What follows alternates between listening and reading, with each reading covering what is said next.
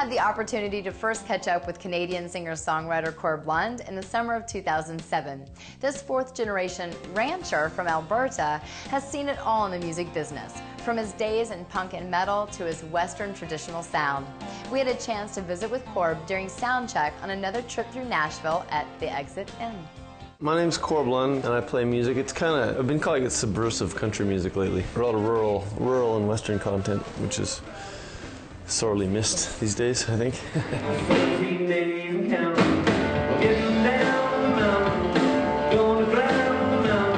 We just put our 7th record out, which is called Cabin Fever, and we've had 7 records, but only the last 2 have been released in America. So a lot of people down here think we're a new band. We're from Canada, but we've been doing this a long time.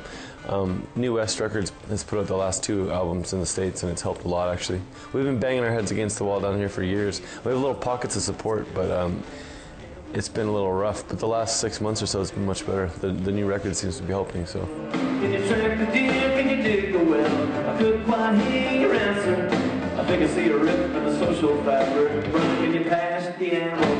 We're getting down the mountain. The new one's a little, I think we recorded it a little rawer, maybe. Like, we didn't use any overdubbing or click tracks or anything. We did it all live, just all in the same room at the same time. So we left in all the background noise and clinking ice cubes and like cigarette lighters and stuff like that. But we kind of deliberately made it a little bit rougher than usual. Our band's been together for well, I've been doing it with different guys longer than this, but like my newest guy is 11 or 12 years, so we've been together an awful long time. So we played thousands of shows together, so it worked quite well for us to record live because we've got pretty good musical ESP after that long. Stay with me through September. Summer didn't last. There ain't nobody in New York City could need you half as bad.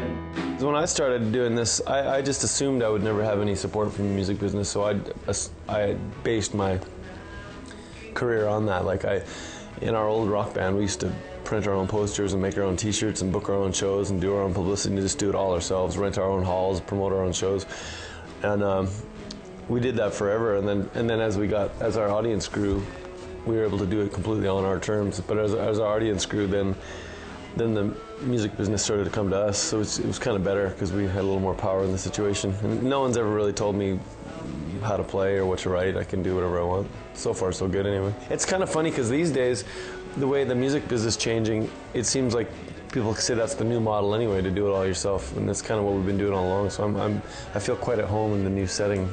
I'm not threatened by all the downloading stuff and all the demise of the record labels.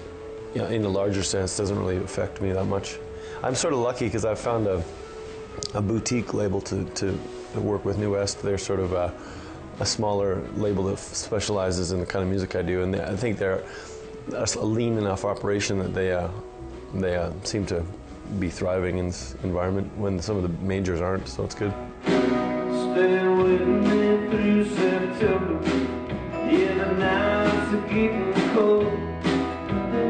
Old man winter gonna be here soon. The cattle still ain't sold. Alberta, Canada is north of Montana. It's very western, and it's pretty cowboy up there. And that's how I grew up. My grandparents and great-grandparents and family are all cattle people and rodeo people. And when I was about 15, I got into Black Sabbath and started playing guitar. None of my family is musical, really. They're all just cowboys. And so, yeah, I just sort of started playing music when I was 15 or 16 and had a rock band for years and years, and been playing Western music for a long time too. And I think it's interesting because I think because my family weren't musicians, the whole thing was kind of a shock to them. So I still kind of subconsciously associate music with rebellion, I think.